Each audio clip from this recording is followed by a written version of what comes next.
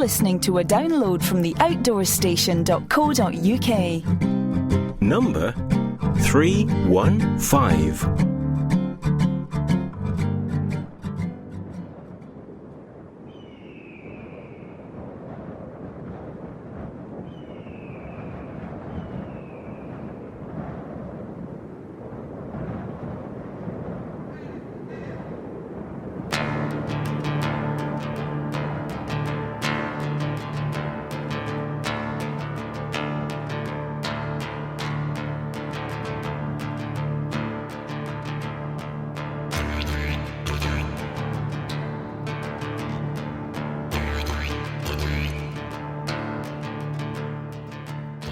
It's almost Christmas 2010, and the UK has been brought once again to a complete standstill by freezing temperatures, thick heavy snow and a cold spell which is only now just showing signs of moving on to give a small reprise before the next one arrives as promised.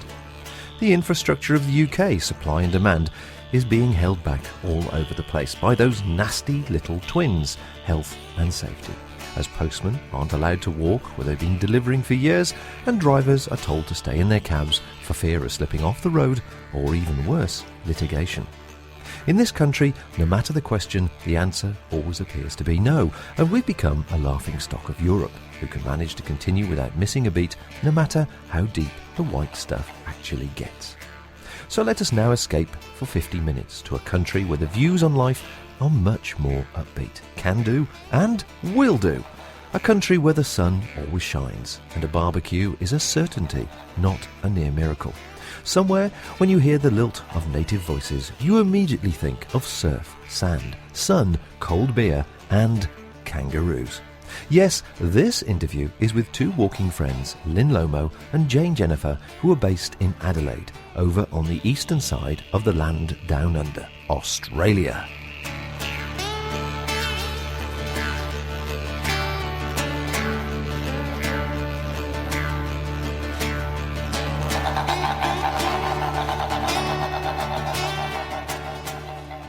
They first came to our attention when they ordered some products from us and then sent us terrific images of them in use in spectacular surroundings.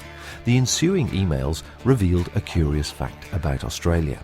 No matter how hot it gets, the average backpacker still hasn't begun to think lightweight. Thus, Lynn and Jane have become local evangelists for the lightweight approach. And so we start with Lynn picking up the story from the very beginning.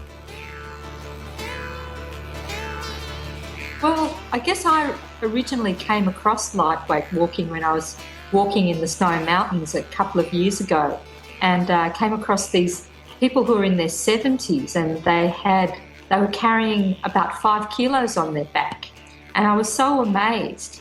And here I was with this huge rucksack and thought, wow, if I'm going to keep doing this, I want to be like them.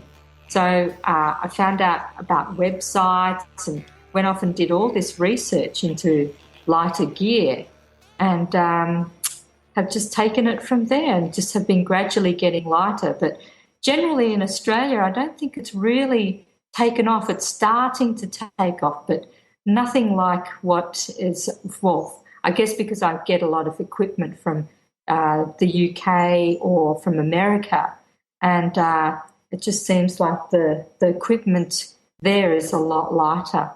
And you don't see people here with light gear like that. So as we walk, people get really interested in the gear that we're carrying, and it's great to share it with people. I think that's absolutely true. And Lynn's research has just been fantastic, and I've just kind of come along and benefited from it all. And what's been great is that we've shared it with our walking friends here. There's a group of about 20 women that walk regularly from Adelaide. And some of them thought they would never be able to go overnight walking again because for various reasons they could no longer carry their old heavier packs. And now a couple of them are just really enjoying being able to go out and do long walks. One went to Canada recently and did the West Coast walk over there, and is just so excited to have been able to come back to that activity that she really enjoys. It's been a few years since I was in Australia myself, and I don't really recall walking being that much of a visible hobby that people undertook. I mean, Australia is a very, very big place, and generally, I suppose, like America, people tend to use their vehicles to get round. So apart from the sort of the touristy national parks. And even then, I saw a lot of day trippers and people doing the sort of barbecues. But has walking grown in its popularity in recent years? I think it has, and each state have got some really fantastic long distance trails. I guess the one in Tasmania is the best known, the wilderness track that goes down the middle of Tasmania that is really popular, and it's just a fantastic walk. And then the overland track.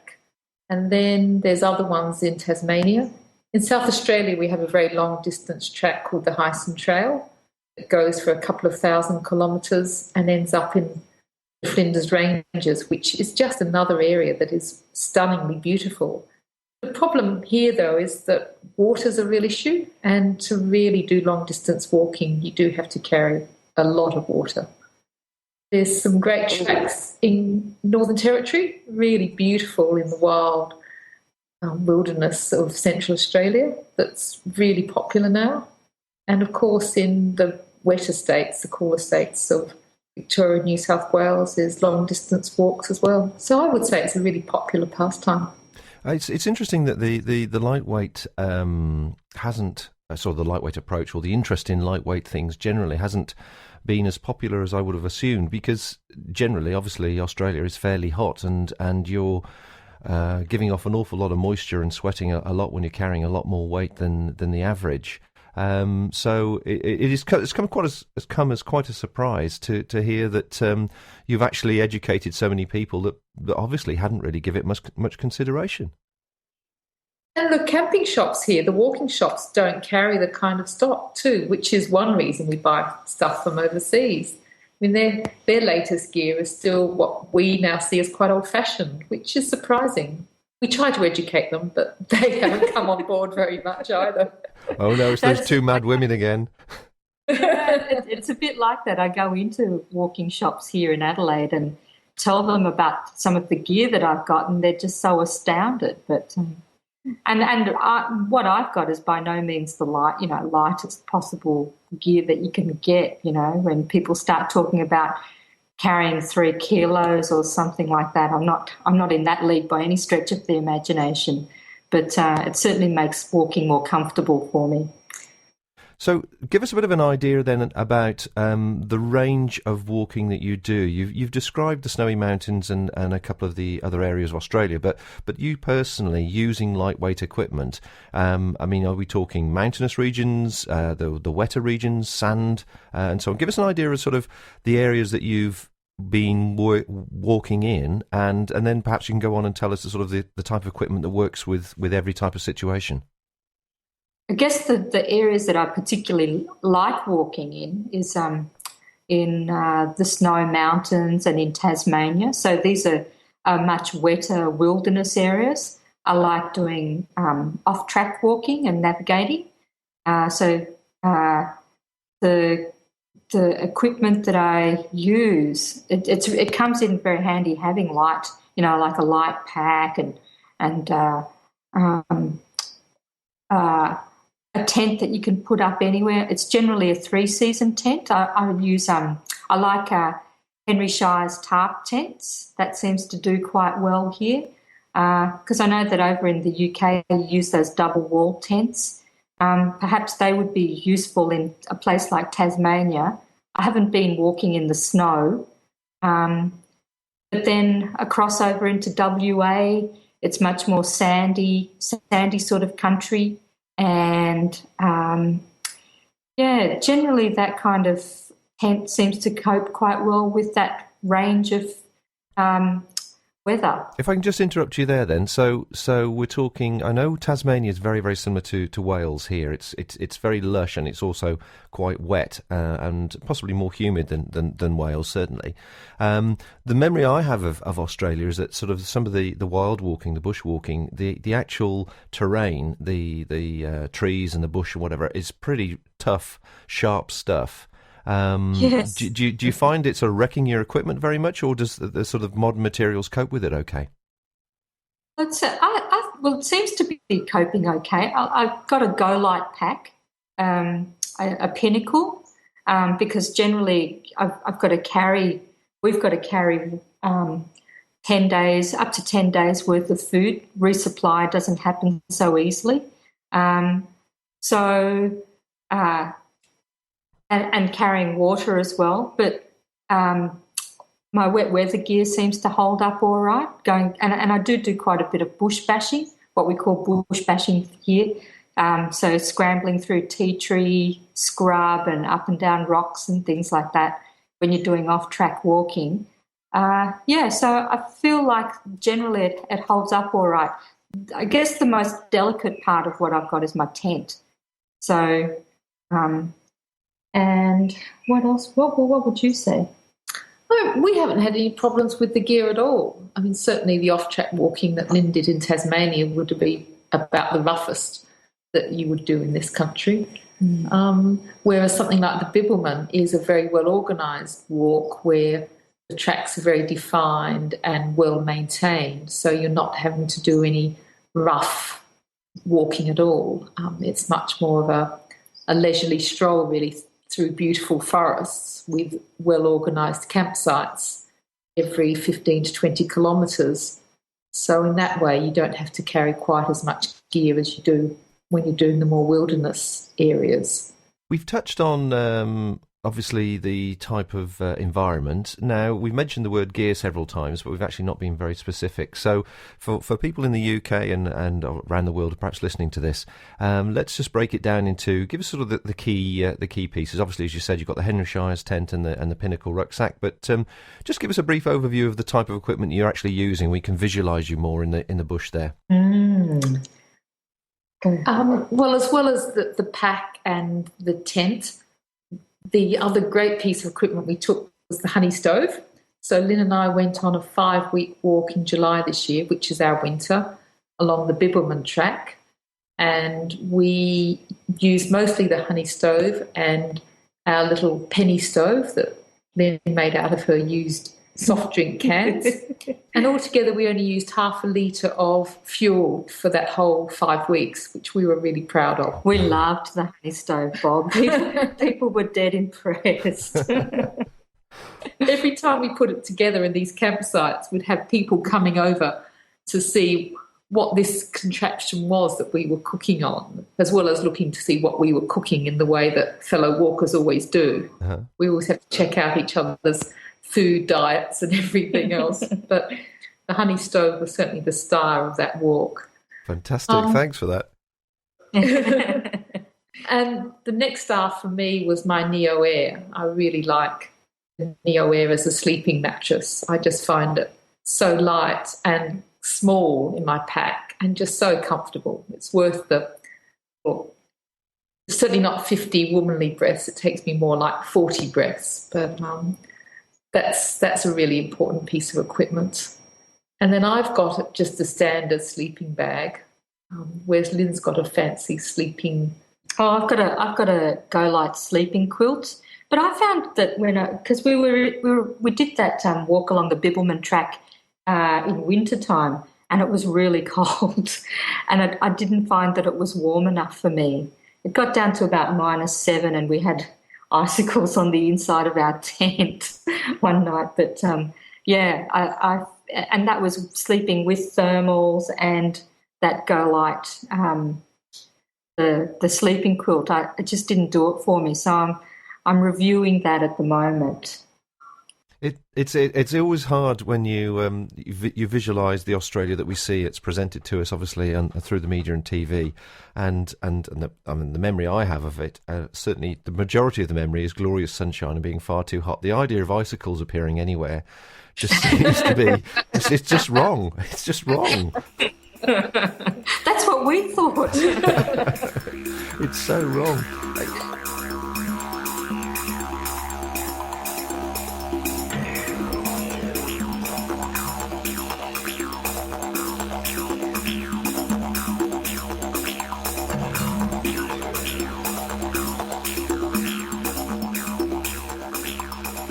there's a couple of things there actually. Just to be gearheads just for a second. First of all, the Neo Air. Now, everybody when they get the Neo Air, certainly that I'm aware of in the UK, they always look at it and go, "This won't last. This won't last." It's the material seems to be so flimsy, and yet I've yet to have a puncture, and I don't know anybody else that's had a puncture, to be honest. But Australia, to me, has got insects that'll kill you by looking at you, and you would have thought somebody would have, or something would have eaten through it or punctured it or whatever. But it's obviously lasted the time, no problem at all. Yeah, oh yeah, they lasted really well. And we were sleeping sometimes inside the tent, but there's also, when on this walk that we did on the Bibbulmun, they've got these 3-sided shelters with wooden floors. And so they were fine. We didn't get a puncture from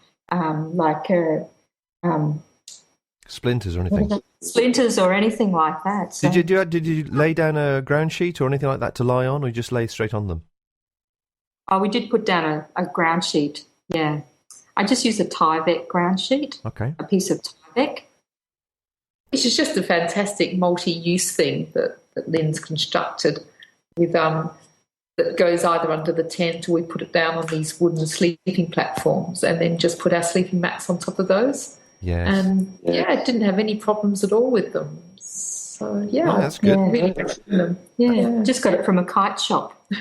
Well, it's interesting. I mean, it's certainly the Americans mention Tyvek a lot, and the closest thing we've got to it here is wall membrane in builders merchants, if you can get it in for timber frame construction. But it's very, very hard to get hold of. And actually, in fact, I tried to get hold of Tyvek direct from the weavers, from the manufacturers, and they couldn't understand my interest in it whatsoever. They said, they use it predominantly in this country for timber frame buildings and as car covers to cover cars and caravans. Yes.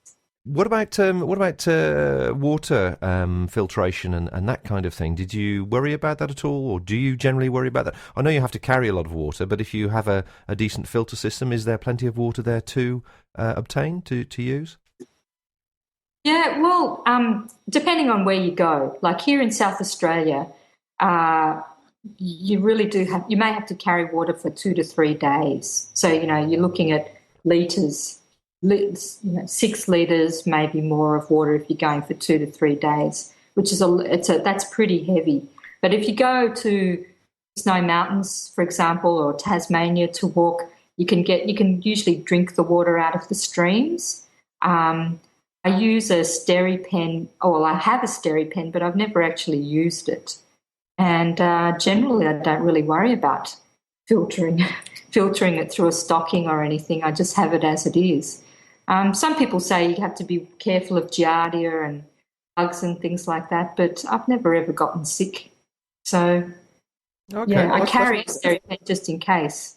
That's encouraging, because, I mean, again, reflecting on our environment here, there's a lot of agricultural runoff coming off the fields and so on, and you're never sure what's coming through some of the lowland streams. Certainly in the highlands, it's fantastic, but... here, anything sort of below, sort of 1,000 metres, that type of thing, it's very, very nervous about what you're actually drinking. Yeah, I think the SteriPen is a really great invention, and we have used it once just on a local walk here in a river, and we used water from a stagnant pond and just thought, well, we'll just try it. And the fact that you can just stick this pen in your water and push it around for 30 seconds and it's drinkable is a great innovation. I don't understand how it works, but really appreciative. So we take that with us now when we go walking, just in case we're not sure about the water source. On the Bibbulmun, there are water tanks at each of the campsites, so it meant that water was very easy, and we trusted the water out of those because it just came off the roof of the shelters. There was plenty of rain around at the time, so it seemed like it was reasonably clean coming out of the tap. Okay. So, yeah. No, I'm fascinated, and I'm obviously appreciative of your comments there on the honey stove, but I'm also interested in the general feedback you've had towards it as a wood-burning stove, partly because my, again, memory of Australia was a very, very cautious awareness, as in any dry country, about forest fires and obviously having contained wood fires in small items. Are wood stoves, portable wood stoves, camping stoves, are they a popular thing? No. No one had ever seen anything like we had. You weren't on your own in the corner of the campsite, were you? And they just kept very far away from you, were you? It was unique. I guess you're absolutely right, though, that it is a matter of concern. Going back to the Bibbulmun again, each of the campsites had a fire pit, and the season that we were there, we were able to light a fire every night. So we use that both to sit around as a nice focus and also to cook on. There was a couple of places you couldn't use that even because it was an area of really sensitive environmental area with some unique plants and trees in. So there we had to use our fuel stoves. And there's a lot of places in Australia where you can only use fuel stoves. For instance, in Tasmania on the overland track, you can only use fuel stoves because they don't want people using the timber in the area and chopping down trees and such like. And then we have long periods of fire bans here. So in South Australia, the fire ban season starts on the 1st of November and goes through often to the 1st of May. And in that time, walking in general is pretty restricted because of the danger of fire. And you certainly can't light any kind of fires during that time. So there are big limitations here on fires. Summertime's pretty hard going walking here. It's just too hot. It's really walking here is really a winter and spring, or, autumn, winter, springtime activity, unless you go into the colder parts of Australia, like Tasmania and the Snowy Mountains. And then the desert areas are good to go walking in the winter period, like walking in Central Australia and the Larapinta Trail in July, August, September, around then. But you wouldn't want to go later than that because it's just too hot. Mm. Well, you're certainly selling it to me with all these different trail names I've never heard about. We certainly hear a lot about the popular American trails. I'm sure you do as well, the Appalachian and so on. But Australia's not, wouldn't be high on anybody's awareness as being a walking destination. Now, obviously, you're coming into your summer there. Am I right in thinking? We are, yeah. I have to say there's really some great walks here. Well, I was going to ask you really to sell me a couple of walks. I mean, perhaps a walk that you've been on that a couple that are completely opposite as regards the environment and the content and the listeners as well. Bring some sunshine into our life because it's miserable, cold, wet and freezing here. Come on now, over to you. Okay, perhaps if I talk a bit about the Snowies and then maybe Lynn can talk about the Bibbulmun as the two walks that we both absolutely loved. So the Snowies is an area near Canberra in Australian Capital Territory, and it is the highest mountain range in Australia. So it contains Mount Kosciuszko, which is the highest mountain in Australia, which is about 2,300 metres, so not high by international standards. And we did a 2-week loop in that area, and it was just fantastic because there weren't many people around. And you can walk off track. It's an area that in winter is covered in snow. And so there's lots of cross-country skiing areas and courses that people do. And then areas that you can just walk for days and days and days and camp wherever you like. There's lots of water because it's an important water catchment area. Some of our major rivers start, like the River Murray, which you've probably heard of.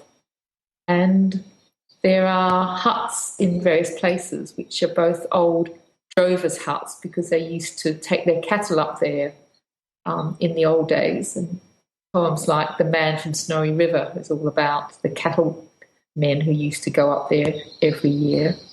And they're also old mine sites up there. And one of the camps we had was in this old mining area with lots of mining artefacts all around still.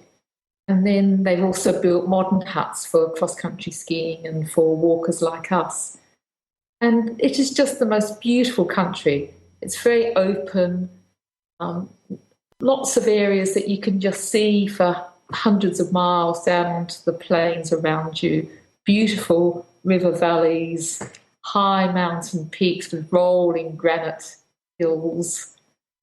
And in around between November and February, there are these natural plains up there that go for kilometres. They're just covered in wildflowers. It's so beautiful, like it's a pristine environment.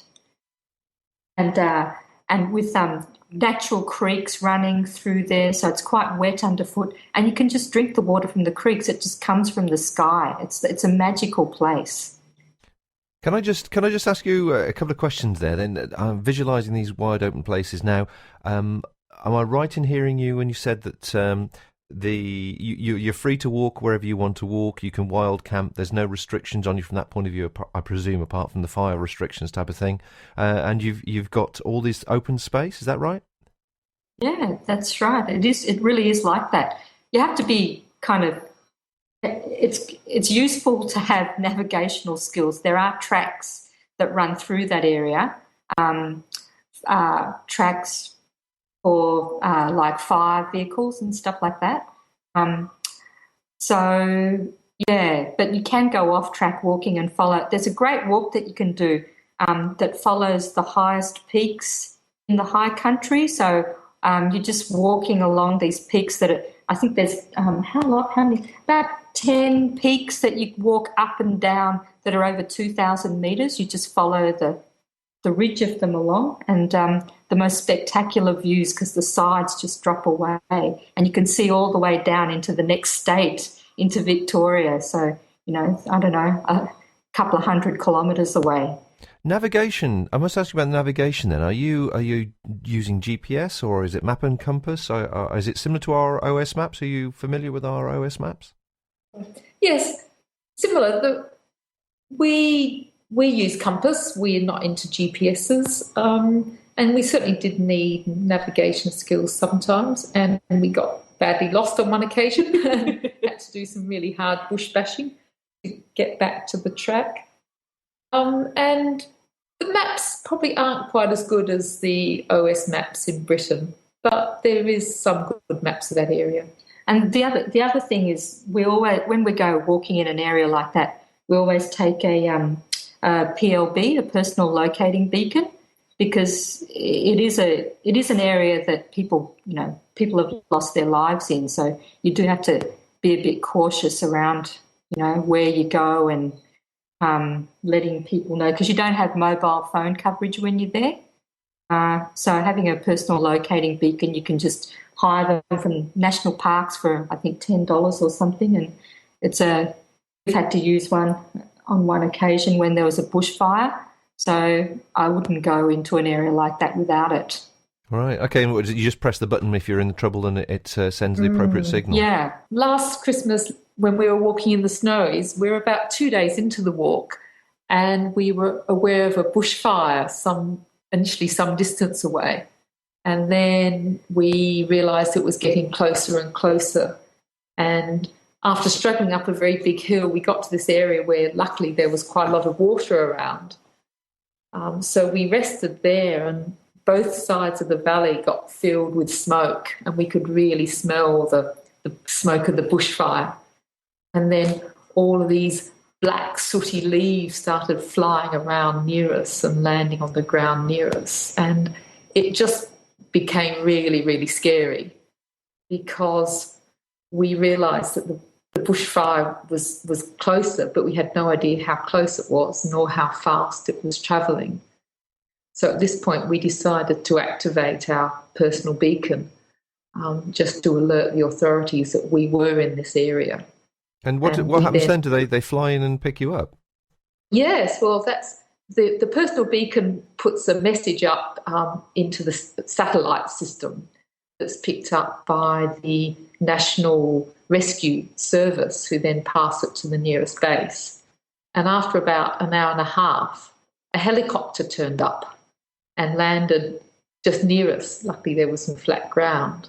And the pilot came over to us, and he was a really, really nice man. And he said that the bushfire was about 40 kilometres away from us. But luckily, the wind change had just started, and so it was turning away and wasn't coming in our direction anymore, and that they had started to fight it, and that we weren't in any imminent danger anymore. It was entirely up to us whether we continued walking or whether we accepted a lift with him back to the helicopter base. And after thinking about it carefully, we decided we would continue our walk and obviously just keep a lookout for any further evidence of the fire. And he did say that if we felt like we were in danger again, to set it off again. So, yeah, we felt like it was okay. We felt like we'd be okay. Good. Again, the area that you're walking in and the time of year that you're walking. You've asked me about coming up to the Lake District and doing some walking. You'd never be that far away from anybody, or you certainly, if you sat down for half an hour, there's bound to be somebody walking past. Are you similarly busy in that area, or are you sort of fairly on your lonesome? We were fairly on our lonesome, particularly in that period leading up to Christmas. It seems that everyone else was busy doing pre-Christmas things. And so we had some days where we didn't see another person. Yeah, we went for about a week without seeing anybody. Then it got busy around Christmas, around Boxing Day. Once a jolly swagman was camped by a billabong, under the shade of a coolabah tree, and he sang as he watched, as he waited till his billy boiled. You come a waltzing Matilda with me. You know, it's something to treasure. This you really have. We're certainly struggling in this country. There seems to be more and more people in less and less space, and actually finding a place with some solitude and having that sort of openness where you can actually travel and walk for a fair distance and not see anybody for several days at a time is becoming a very, very rare thing. So it's something to be treasured, certainly. Now, you're going to tell me about another walk that's in a different environment. What's that one like? Yeah, in the Bibbulmun Track in Western Australia, we had a month off in the middle of the year and went walking in July, and did probably half of the Bibbulmun Track. So the Bibbulmun Track runs between Perth and Albany in southwestern Western Australia, and it's a track that's about 970 kilometres long. So we did half of it. We did the northern half, which people say is not the best part, but nonetheless we did 425 kilometres of just walking through forest. The whole time you're in forest. And there are towns along the way, like every 7 days or so you'll come across a town so you can resupply. But the track's been set up. It's been set up to be a bit like the Appalachian Trail in America. So it's got, like I said, it's got these 3-sided shelters and every 20 kilometres or so. And you can resupply along the way. And the best part is you can fly into Perth, catch a bus up to Kalamunda and start walking. So there's no real kind of, there's not a whole lot to organise. And we dehydrated our food and took it and sent food parcels along the way. But there are shops along the way, like I said, every 10 days, every 7 to 10 days, and you can just buy food as you go. I'm glad you talked about food, because that was the other thing I was going to come on to with the week-long periods of time where you're not actually seeing anybody or presumably picking up supplies on the various walks that you do. What is your favourite foods that you like to enjoy as you travel? And obviously dehydrating, you've got your own dehydrator, I presume. What does your diet consist of generally? Okay. We had got into a very regular routine on the Bibbulmun where we would have muesli for breakfast and normally coffee. We both like a decent cup of coffee in the morning, so we had various ways of making some good filtered coffee. And then for lunch, it was normally biscuits, Vital Wheat biscuits with sachets of tuna or some kind of mushroom or tomato paste, carrots for the first few days before they start going a bit soft. Also, miso soup. We can get little sachets that you make up into miso soup that we really enjoyed. So we'd take a thermos of hot water with us or have some herb tea with our lunch. We'd always have scroggin or muesli bars or something to eat along the way. And then in the evening, dehydrated meals. So we like our own food, so we dehydrated lots of curries and dals and bean stews, and we also dehydrate rice and dehydrate pasta. So that means it's really quick and easy to cook once we get to camp. We used to get into a nice routine of having a snack when we get into camp. So we'd have some Parmesan cheese on crackers or take a stick of salami and have some of that when we first got in with our cup of tea, and then have our hot evening meal.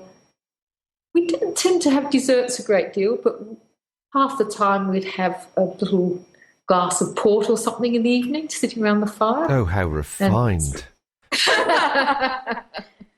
That's usually after a food pickup. Chocolate was our other little night snack. So let me again ask you.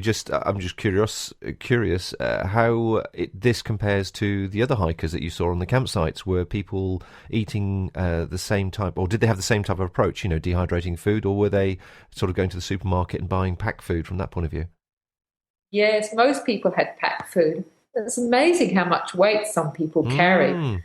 Some people were carrying stuff like, Wheat Bix and heavy cereals, and some people seem to rely entirely on instant mashed potatoes and tins of tuna or some of the commercial dehydrated things, which I just don't find very satisfying. Also, they're very expensive and don't have I eat a lot when I go walking and still lose weight. And the portion size in some of those prepared meals just wouldn't satisfy me at all. It sounds like you're very similar to ourselves in that case, that you sort of have a dehydrated base range of foods and a selection, and then you top up with sort of fresher ingredients as you have the chance to, and salami and cheese or whatever else, and just to enhance the experience. Yeah, indeed. Because we both like food, and it's an important part of the day, really, to have a really nice, hot, nourishing dinner. And Jane's a fabulous cook.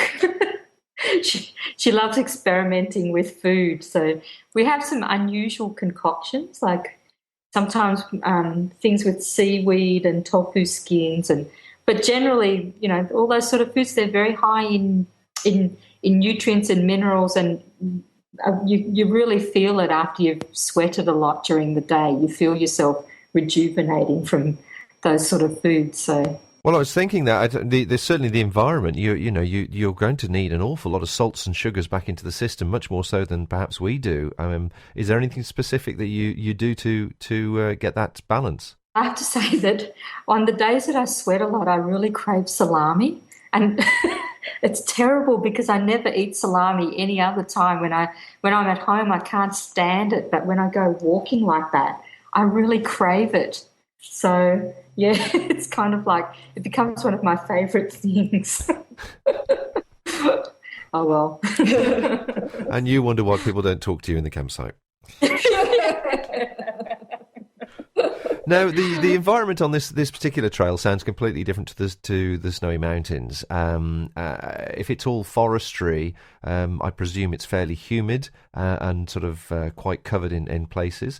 Now, what about this Australian wildlife we hear that can kill you at 1,000 paces? Do you get to see very much wildlife, and do you get troubled by the funnel webs or redbacks or anything like that? We do see fantastic wildlife. Just to take it locally, where we live here in South Australia, there's some lovely just day walks around the Adelaide Hills from where we live. And I would say every time we go walking, we would see a koala, or we'd see kangaroos or emus, beautiful parrots and Black cockatoos and echidnas. Yeah, there's a lot of, you do see a lot of wildlife around. and that's just normal. That's just what you see. And then I haven't seen a snake for a long time walking. I have. You do have to be careful of snakes. That's the main thing, and especially in the warmer months. A lot of people go walking with gaiters just to make sure that your ankles are covered. And, you just have to keep an eye out on the trails. And if you see a snake, just stop.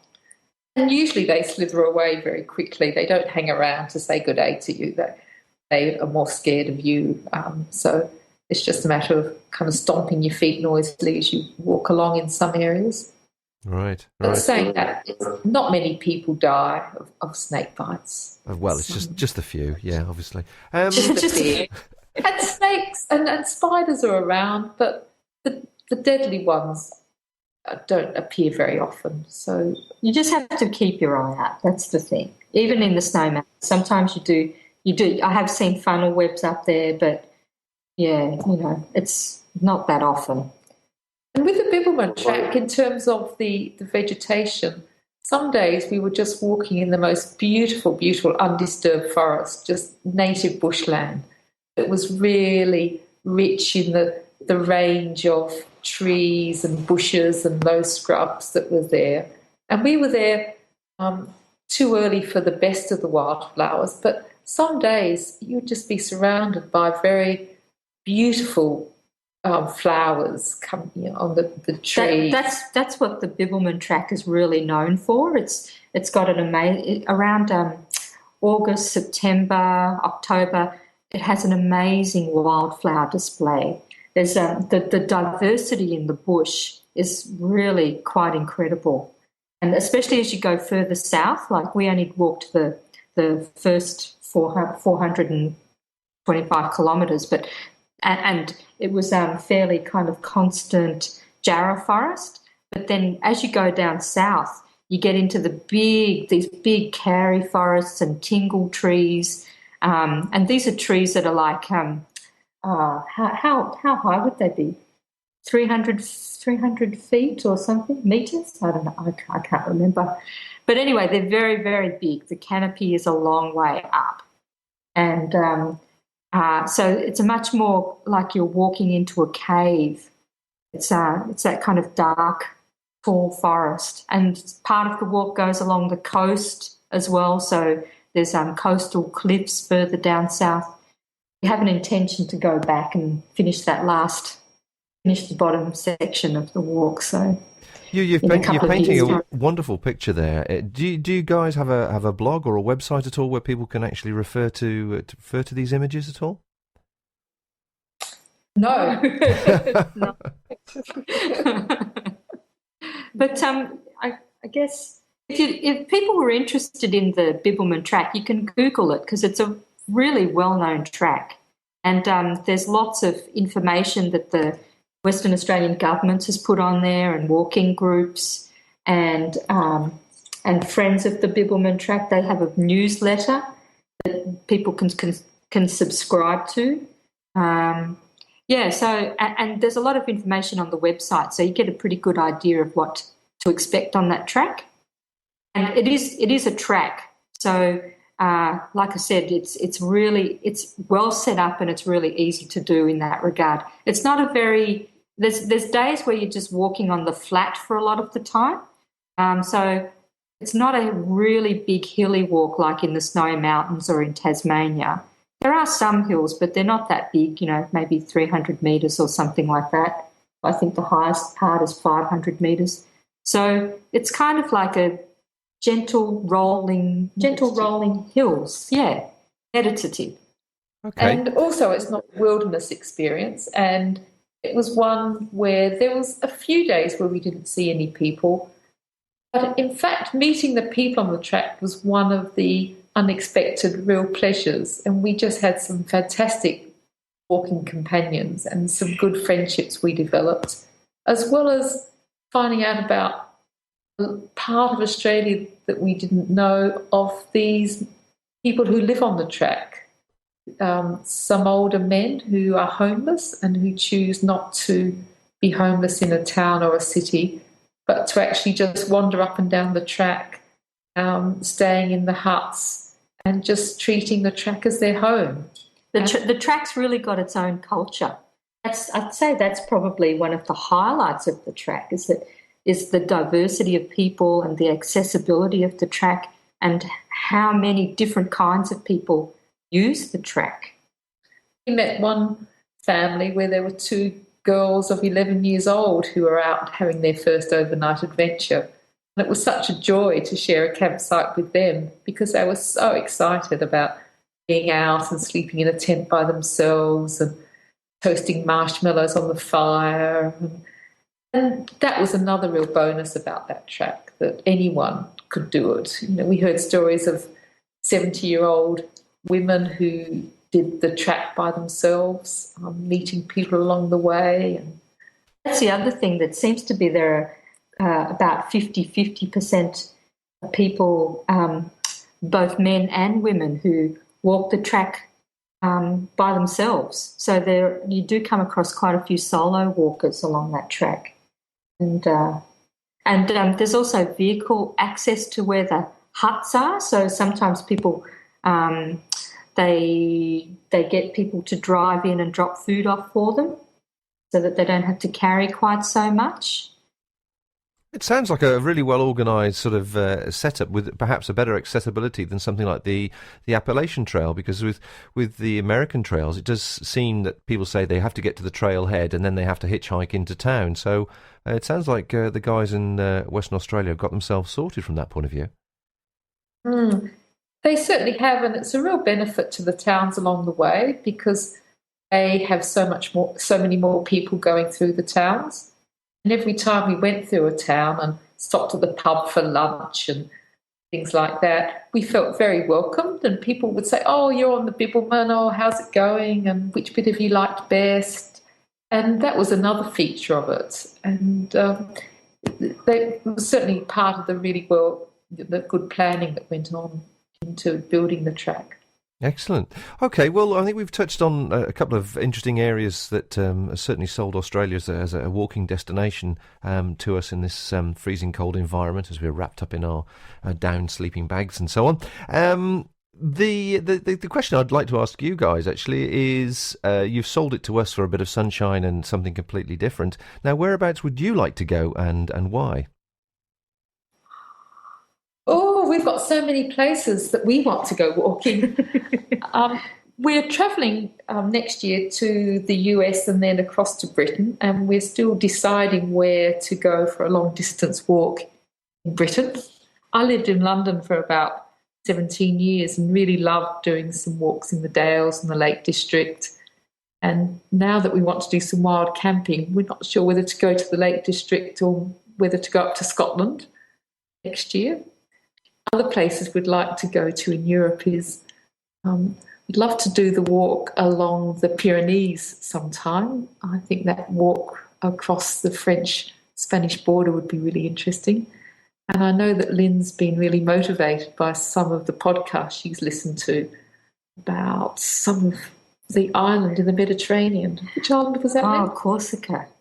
Yeah. Oh, the GR20. Is that the GR20, yeah. And Shirley's walk there, I was greatly inspired by that. Sounds like a very adventurous walk to do on one's own. The Via Alpina Yeah. sounded just amazing. Not that I'd want to do it in winter with snowshoes on or anything, but to do some of that high Alps walking in summer or spring would be really great. But to be honest, I haven't been walking in New Zealand. I would love to just go walking in New Zealand for a month. And because over there, I know that there's lots of walks over there, but I'm the wrong person to ask about it. So I'd love to go on a big adventure there and find out. Some of our walking friends have been to New Zealand on quite a few adventures, and That certainly sounds exciting. Maybe in the near future. Well, guys, it's been lovely to chat with you, and certainly the warmth and sunshine that's emanating from your voices has warmed the cockles of my heart, and hopefully the cockles of all the listeners' hearts as well. It's been fascinating, and certainly very enjoyable to hear that the approach towards absorbing some of the lightweight philosophy is actually paid off for you, and it's really helped you enjoy your whole walking experience, no matter where you go. Yes.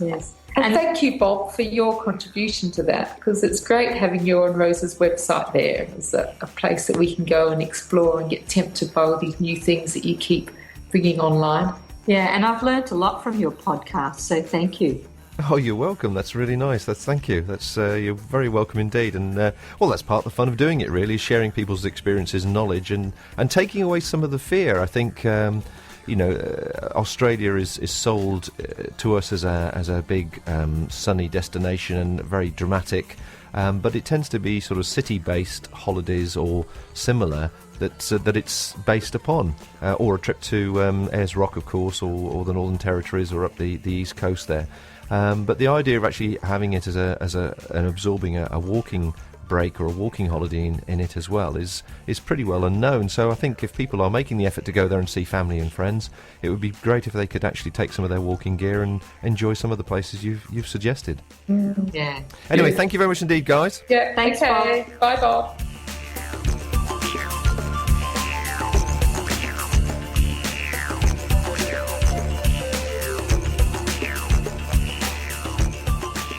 My thanks to Lynn and Jane for sharing their evening and experiences with us, and I hope this 50-minute escape has warmed you for a while as you visualise the wide open spaces, the heat and the freedom to roam. Do by all means Google the places mentioned, and if you're lucky enough to venture out there in the near future, make sure you take the opportunity to escape into the bush at some stage. Contact us at the Outdoor Station if you wish more information, and we will pass your details on to Lynn and Jane. Or if you'd like to offer them assistance or advice for some wild camping and walking UK style for their 2011 trip. Until next time, folks, wrap up tight and keep warm out there. That is, apart from you guys in Australia.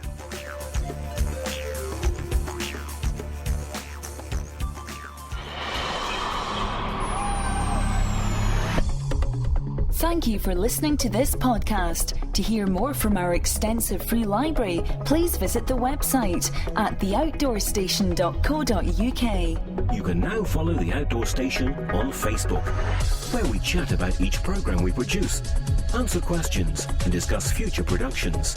Why not join us there? This podcast is produced and hosted by theoutdoorstation.co.uk.